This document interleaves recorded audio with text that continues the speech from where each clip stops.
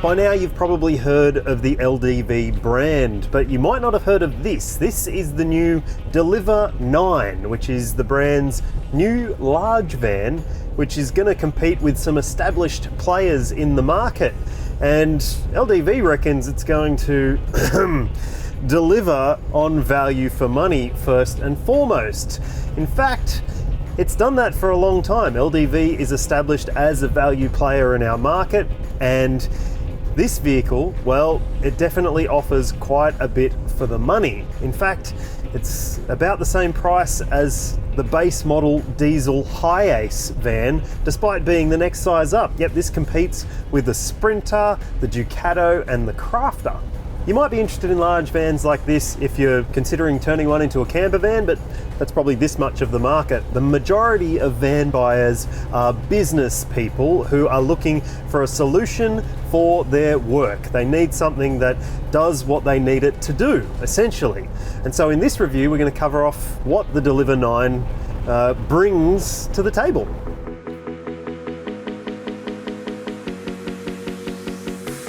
In this review, we're going to cover off all the important stuff that you probably want to know, but if there's something in particular that you're most interested in, you can scrub ahead. The time codes are here.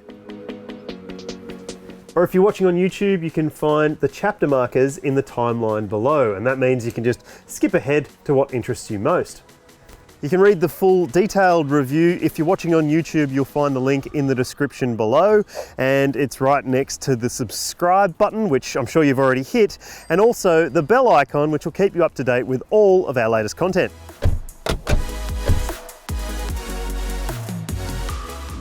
It's an all-new van, and the Deliver 9 has a fair few bases covered for buyers. The price list for LDV Deliver 9 vans is on screen now. You might want to press pause and be sure to read the full review for all the details. The model tested here is one LDV expects to sell plenty of. It's the long wheelbase mid-roof, which we've got in automatic. It's the second size up the LDV Deliver 9 range.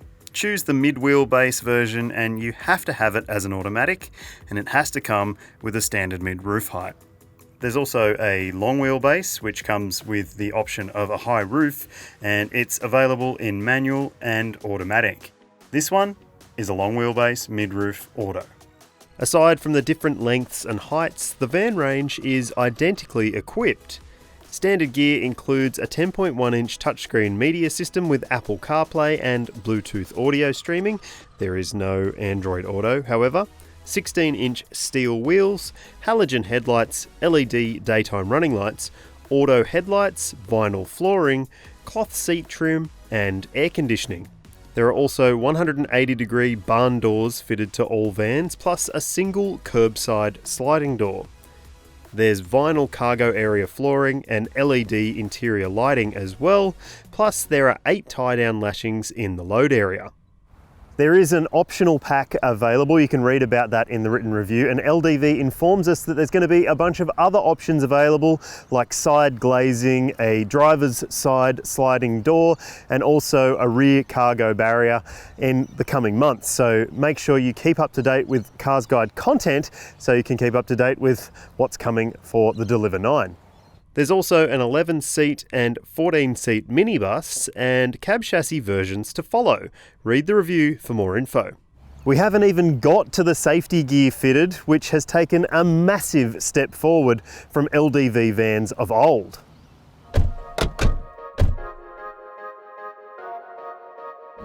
There's more to the standard safety equipment list than just a reversing camera and rear parking sensors for the Deliver 9. Here is a rundown. All Deliver 9 models have auto emergency braking, or AEB, but it only works up to 30 k's an hour and doesn't have pedestrian or cyclist detection. There's also lane departure warning, stability control, hill hold assist, and all models have 6 airbags, dual front, dual side, and curtain airbag protection. You can option a blind spot monitoring system, but sadly there is no rear cross traffic alert available. All models have cruise control, and the automatics, like this one, have adaptive cruise control, but it's not great. There is also a 4.2-inch digital screen in front of the driver, which includes a digital speedometer. Now, while I'm in the interior, we may as well take a closer look. The interior of the LDV Deliver 9 is quite contemporary. It actually looks really smart in here, and a lot of that comes down to this nice big 10.1 inch screen on top of the dashboard, which includes Apple CarPlay and Bluetooth. Doesn't have Android Auto, and that might matter to you, and it doesn't have sat-nav either. So it is basically just a mirroring screen for your Apple phone if you've got one, and as you can see, the display is bright, it's pretty quick to react, and it's not bad to use overall, although again, no Android Auto could be a deal breaker for some. The cabin design is really quite smart. It's not as, I guess, storage focused as some of its rivals, but there is still quite a lot of storage. As you can see, we've got a phone sitting here. There's a pop out, I guess that's an ashtray, which is a bit weird this day and age, but there's also cup holders on either side, or bottle holders on either side of the dashboard. And above, there's this great big storage area for putting folders. I call it a folder holder. I don't know if that's common parlance or not, but that's what I call it. In the doors, there are big pockets as well, and there's also a little clever storage section under the seats here, which is really good. Every one of these LDV Deliver 9s comes with 3 seats at the front, and yeah, that's a 2-seat bench, so you can fit 2 people there. It might be a little bit squeezy, but this is a pretty wide cabin. There's also, in here, it's still plastic wrapped because this is so new, there's a thing where you can strap in your documents there, and there's a pair of cup holders. Maybe I should take that plastic off. Anyway, it's quite a nice cabin, very smart, very easy to live with, and the seats are mostly pretty comfortable as well, although I will say that there's only a armrest on this side, not on this side, and as the driver you do find that you're sort of looking for somewhere to lean because the armrest is quite far away from you. That's a minor ergonomic gripe, and so is the fact that there is no reach adjustment for the steering. There's only rake adjustment. So that might matter to you as well, particularly if you're particularly tall or especially short. I'm neither, I'm 6 foot and I'm pretty comfortable. The USB port is here for the connection to the media screen. There's another USB port down here, which is kind of a weird placement. In fact, it is kind of a strange placement for both of them. It could be a little bit messy. Just have a look at that awesome cable. It's just sort of dangling there, and it's always going to dangle there. So maybe that might annoy you. But anyway, that's enough for what happens in the front part of the cabin. Let's take a look behind the seats to where the action happens. The Deliver 9 shapes up against vans like the Mercedes Sprinter, the Renault Master, the Volkswagen Crafter, and also the Fiat Ducato. And it's a big, wide van. This one is the long-wheelbase mid-roof model. These figures are for the long-wheelbase mid-roof van, which is the middleman in the Deliver 9 range.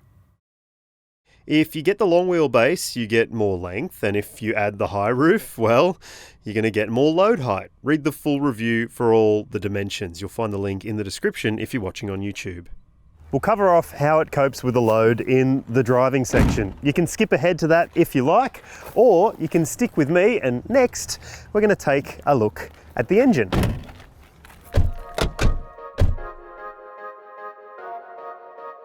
LDV is keeping things pretty simple when it comes to power options for the Deliver 9. There's only one option. It's a 2-litre 4-cylinder turbo diesel with decent outputs for the class. The transmission choices comprise a 6-speed manual on some grades or a 6-speed torque converter automatic transmission, which is what this test vehicle is running. All Deliver 9 models sold here are rear-wheel drive, so if you're desperate for a front-wheel drive or all-wheel drive van, you're going to have to shop elsewhere. It's kind of funny, in this class of vehicle you don't actually have to have an official combined cycle fuel number, so there is no claimed fuel consumption that we can come back to see how this vehicle performs against a claim. And that's kind of weird because business buyers are more likely to want to know about the total cost of ownership for their vehicle, and vans like this are business vehicles, so it's really strange. But The fact is, there is no claim, so we can't say how it goes against the claim. What we can give you is what we've seen on this test, which you'll see here. And that's across a range of different driving, from highway to open road to urban and loaded driving.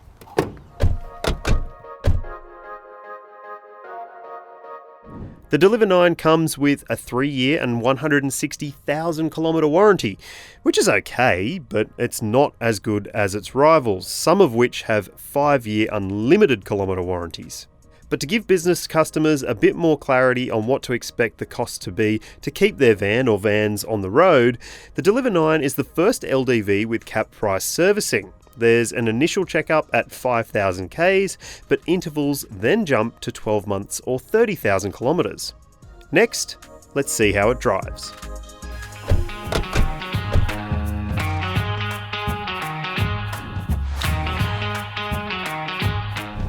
On the road with no load, the Deliver 9 is quite a comfortable thing to drive.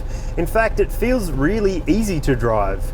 And this particular specification is suitable for anyone with a regular driver's license to jump behind the wheel and get going.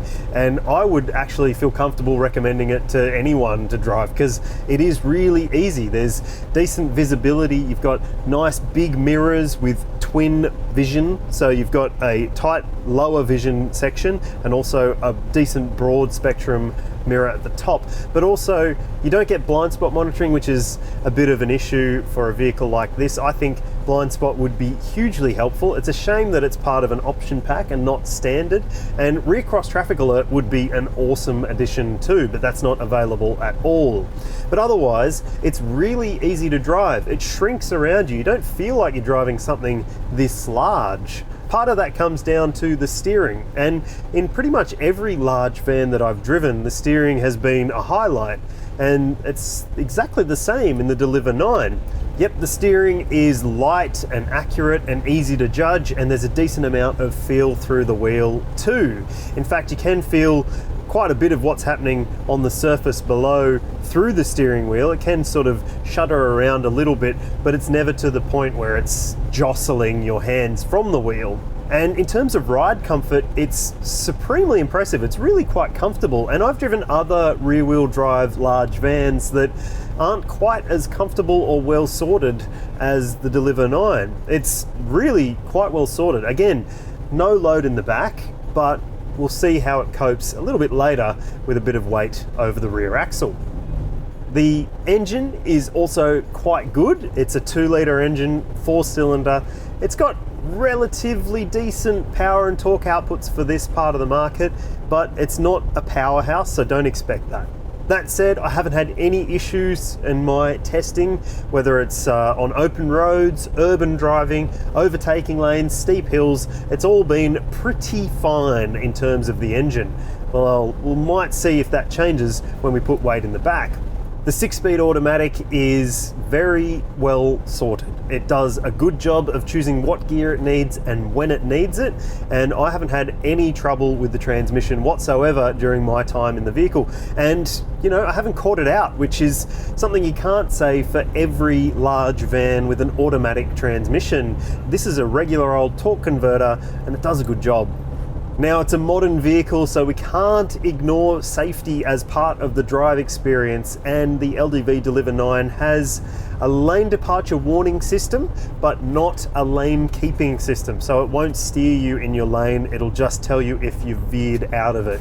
And then there's adaptive cruise control in the automatics. It doesn't work terrifically, and I've actually found myself not using cruise control to get around that. But it's mainly because of traffic. It gets a bit confused about what distance it should keep. So if you're on the open road, it should be pretty good if there's no traffic around. As I mentioned before, no blind spot monitoring as standard, and there's no rear cross traffic alert, which would be great in a vehicle like this. Now, we've driven it without a load. It's about time we chuck something in the business end and see how it copes. We went to our mates at IWP Training and they helped load us up with quite a bit of mass in the cargo area. It was 1,400 kilos all told. So what's it like with a load? Okay, we've got 1,400 kilos in the back and me about 85 kilos, and we are pushing the edges of the payload limit here.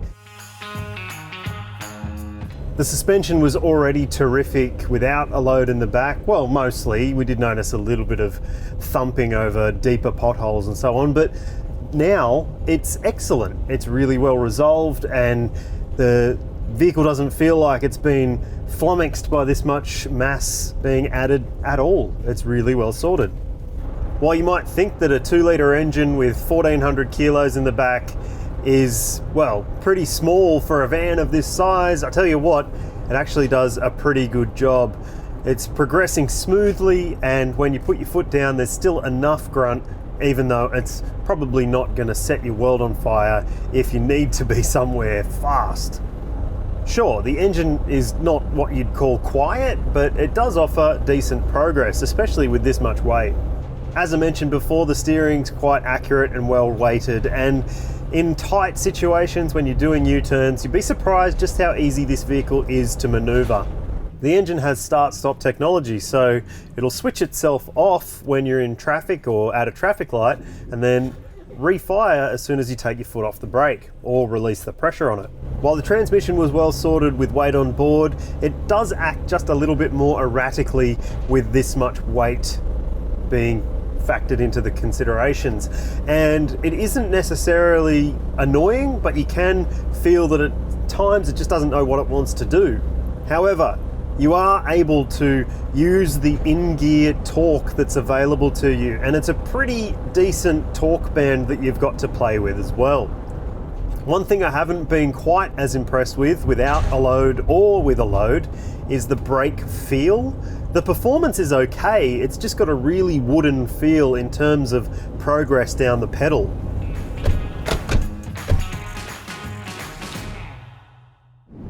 The LDV Deliver 9 is going to rattle a few of the big players in this part of the market. It's good to drive, it has decent safety kit, but the price against the Crafter, the Sprinter and the Master really is what sets it apart in this part of the market. And if it had an even longer warranty, we reckon it could own a fair chunk of that market. Now, the score you're about to see here is a combination of the daily driver score and the tradie score. And if that makes no sense to you, then you're going to have to read the full detailed review. You'll find the link in the description below if you're watching on YouTube. And don't forget, while you're there, don't be shy, hit subscribe. Here's the score.